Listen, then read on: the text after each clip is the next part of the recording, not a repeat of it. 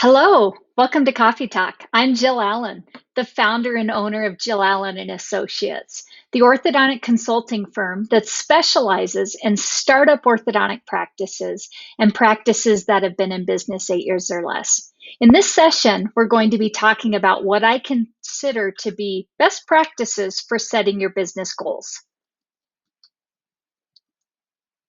Setting business goals can be overwhelming, but the best place to start is to be honest with yourself about what you want to accomplish. Begin thinking about your big, hairy, audacious goals, or what I like to call BHOGs.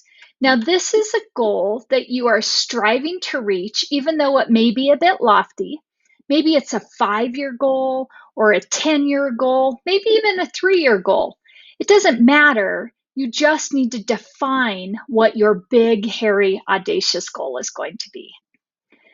Once you have decided what your big, hairy, audacious goal is going to be, you need to set what I call SMART goals. Now, we've all heard of these before, but I think it's good to go ahead and define what these are. So I say a SMART goal should be number one, it should be specific. Number two, it should be measurable. Number three, it should be attainable. Number four, it should be realistic. And number five, it should be tangible. So again, a SMART goal should be specific, measurable, attainable, realistic, and tangible. And the way I look at it is when we have SMART goals set, you have to review them weekly, monthly, yearly, so that you can determine where you're at on your success of achieving your BHOG. So let's think about that. What I don't want you to do is let months go by without checking in on your goals. Now, one of the things that I like to do, I happen to be a Mac user, so I set up my BHOGs and then my SMART goals. I use the notebook. I know some people will physically use notebooks, but I will put them in and I will review them weekly. I will review them quarterly, and I will review them yearly. And probably one of the most successful things, or just things that make me feel really good as a business owner, is when I can go backwards in time and look at my SMART goals and look at my BHOGs and realize I am achieving things as I go along because I'm setting SMART, measurable goals as I'm moving. The next thing is we want to just make sure that if we are looking for our goals, we are going to have to work at it. So just like we take care of our car, we have to take it in for an oil change or a tune-up, we have to do this exact same thing with our goals.